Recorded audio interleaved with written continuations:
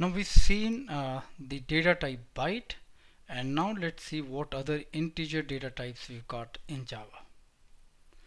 Now byte was 8 bits. Now next comes short. Now short is 16 bits, and accordingly the range will be minus 2 to power 15 to plus 2 to power 15 minus 1. So every time you need the range, simply raise to the power 2 1 less than the number of bytes. So if bits are 32, you minus 2 to power 31. So this is as simple as this. If you need to calculate range for any variable, just simply raise 2 to the power 1 less than the number of bits. How do you declare a short? Now you simply say short, then the variable name, and then you assign a value. We've already discussed that the value that you assign to a variable, we call this as a literal. So we'll shortly see in another lecture what exactly is a literal and how it affects the value of a variable. Now if you have a short variable and instead of assigning it 11, you assign it a value, say 411.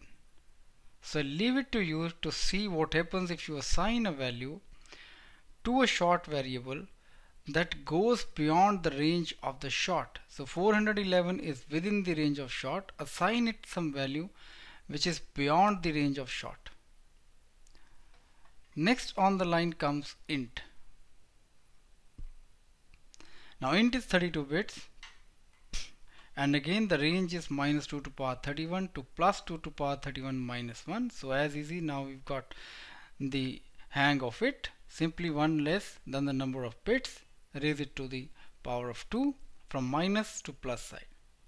How do you declare an int? Simple, int, variable name, some value. Now int is an important data type.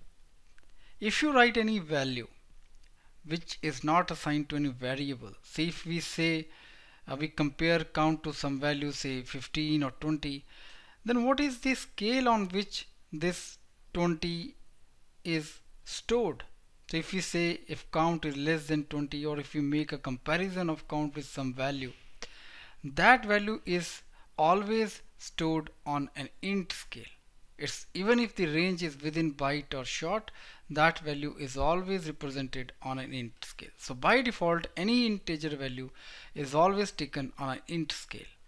And then an important point you must see this is that all calculations, they are performed on a minimum int scale, and we'll shortly see what are the repercussions of this.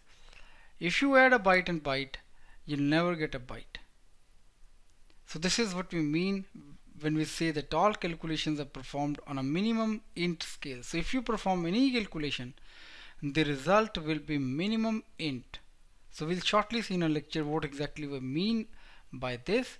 So int, we've seen the range, how you declare a variable in int, what we mean by the default for integer, and this is what is the minimum scale for calculating any calculation on a computer.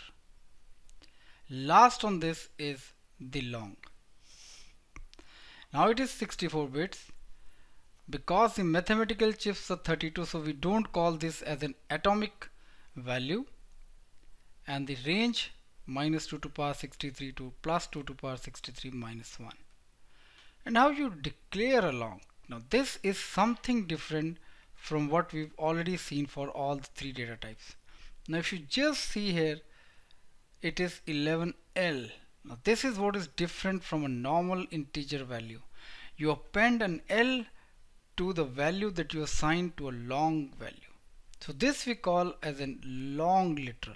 All other values that we saw before were int literals, and this is a long literal.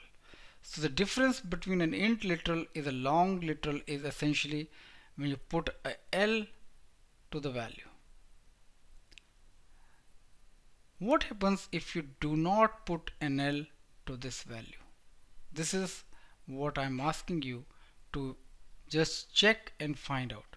If you do not assign an L to the literal and you simply say long count equals 11. So is there any difference between line number 2 and line number 3? So I leave this as an exercise to you to check what exactly is the difference between writing an 11L and writing a simple 11. Can we assign 11 to a long, or what essentially is the difference that it makes to not append an L to a value? So we've covered the integer types, we've covered the Boolean type. Next on, let's see the floating type.